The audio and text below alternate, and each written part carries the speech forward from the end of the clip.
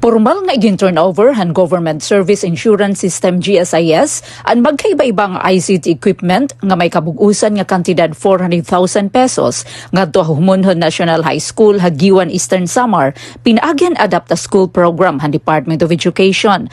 Lakip pa mga iginhatag nga kagamitan amon tulo nga laptop, duha nga Epson printers, duha nga 55-inch smart TV, ngan 13 nga mobile tablets nga gagamiton para digital learning at iba pa nga academic activities sa mga estudyante.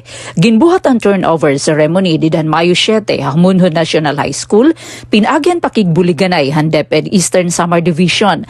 Tinambong ha aktibidad hira GSIS Vice President Maria Rosana Sanchez, representante ni Assistant Schools Division Superintendent Raymond Capacite, nga hi Dr. Jonathan Merillo, Education Program Supervisor SGOD, Edgar Tinasa, CESU 6, Barangay Chairman Reynaldo Colandog, General PTA President Junicia Bawang, SSLG President Mark Eman Herobisi, ngan School Head Leo Abunales. Sumalakan tinasas, dakan bulig han mga stakeholders, sugad han GSIS sa paghatagin suporta DepEd, labi na mga hard-to-reach schools nga nagkikinanglan hindugang nga ayuda. Without the support of the stakeholders, especially in this particular area of Region 8, Humonhon, without the support of GSIS, yung sinabi kanina ni Ma'am Rosana na building a future-ready community will not be that possible because di po kaya ni DepEd lahat na ibigay.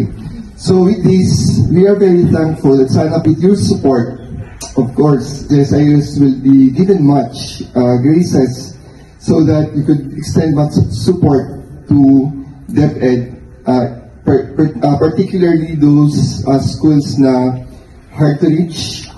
Iginhayag ni GSIS Vice President Sanchez nga natuod ang GSIS ngan kada estudyante angay may dapatas nga akses sa teknolohiya bisan hain man hira nga lugar.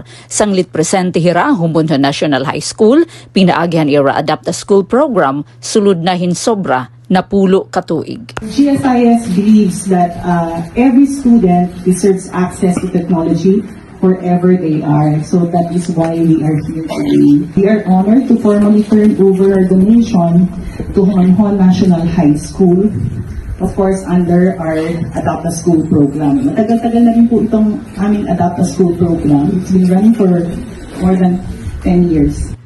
Ang Adapta School Program, inisyatibohan DepEd, ilarumhan Republic Act No. 8525, uyon ha Adapta School Act of 1998, nga nagtutugot ha pribado nga sektor ng mga organisasyon nga maghatag suporta nga duha pang publiko nga mga eskwelahan, pinagyan pagdonarhin kagamitan, pagpauswagan pasilidad, paghatag instructional materials nga pagmodernize ang teknolohiya para edukasyon. Sugad man ang mga pribado nga partners nga nabulig ha programa, may katungod 150% tax incentive base kantidad han ira suporta. Dugang pan GSIS tikang ini nga donasyon han ira Corporate Social Responsibility Program diin ginpili ang Humonhon National High School sugad han recipient schools nga makakakarawat hin suporta nga maabot 400,000 pesos kada tuig. Nabaruan ang DepEd ang napilihan benepisyaryo nga eskwelahan. Nagpasalamat naman ang administrasyon ng Humonhon National High School GSIS tungod han dako nga bulighan mga kagamitan nga makakabulig nga pagpauswagan kalidadhan pagtutdungan pag-aram pinaagihan moderno nga teknolohiya. Para bagong Pilipinas, Penelope Pumida, Radyo Pilipinas, Radyo Publiko, Borongan.